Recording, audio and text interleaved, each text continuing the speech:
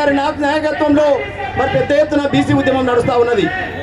ఈ రోజు మనమందరం కూడా దేశ రాజధానిలో ఇంత పెద్ద ఎత్తున ఉద్యమం నిర్మిస్తున్నామంటే ఈ రోజు బీసీల హక్కుల కోసం ఎంత కష్టపడుతూ ఉన్నామో మనం అందరం కూడా ఒకసారి ఆలోచించాలి. మరి ఎక్కడో తెలంగాణ, ఆంధ్రప్రదేశ్ నుంచి ఈరోజు జాతీయ ఓబీసీ మహాసభ పంజాబ్ అమృత్సర్లో జరిగే కార్యక్రమానికి మనమందరం కూడా వచ్చే ఈ రోజు దేశ రాజధానిలో మన హక్కులకై నినాదిస్తున్నామంటే ఈ రాష్ట్రం, ఈ కేంద్రంలో ఉన్నటువంటి ప్రభుత్వాలన్నిటి కూడా బీసీలను అడుగున అన్యాయం చేస్తున్నాయని చెప్పి మనమందరం గ్రహించాలి. ఎందుకంటే అధికారంలో ఉన్నటువంటి పార్టీ చేస్తామని చెప్పి చేయడం లేదు.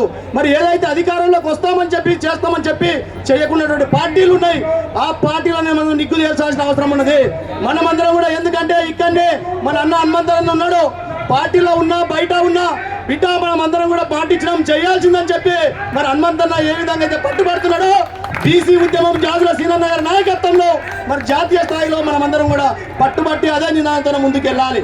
ఈ రోజు మనమందరం కూడా 2000 కిలోమీటర్ల దూరంలో దేశ రాజధానిలో వచ్చి మనం ఇక్కడ ధర్నా చేస్తున్నామంటే మన హక్కులను కేంద్ర ప్రభుత్వం హరిస్తుందని చెప్పి, ఎందుకంటే హరిస్తున్నటువంటి కేంద్ర ప్రభుత్వానికి వ్యతిరేకంగా మనమందరం కూడా పోరాటం చేయాల్సిన బాధ్యత మన మీద ఉన్నది.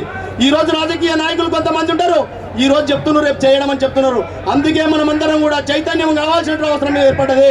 గ్రామాల్లో, పట్టణాల్లో, జిల్లా కేంద్రాల్లో బీసీ ఉద్యమాన్ని నిర్మాణం చేయాల్సిన బాధ్యత మన మీద ఉందని చెప్పి కోరుతూ జాజుల సీనన్న గారు 25 సంవత్సరాలుగా నిర్విరామంగా కాలు గజ్జ కట్టుకొని దేశవ్యాప్తంగా ఈరోజు పర్యటిస్తూ ఉన్నారు.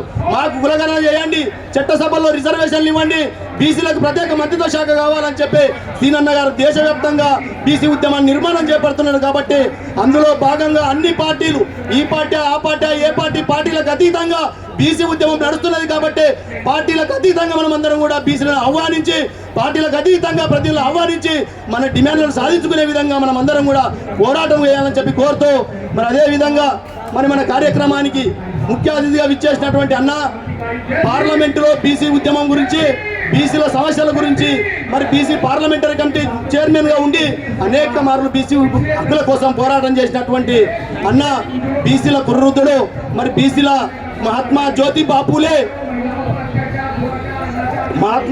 బాపులే అవనవ పులే మన హనుమంతన్న గారు మాట్లాడే ముందు మరి మన కళాకారులు మరి మీసాల గణేష్ గారి కమిటీ వారి యొక్క బృందం కళాకారులు పాట పాడాల్సిందిగా విజ్ఞప్తి చేస్తా ఉన్నాం.